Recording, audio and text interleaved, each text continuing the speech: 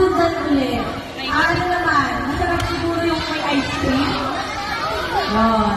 At sasabihin nyo lang ay, maraming salamat po, Team Kasangga.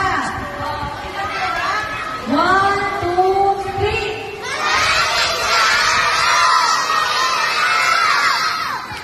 3. Ang naiintindihan ko lang, maraming salamat po, Team Kasangga. Isa pa.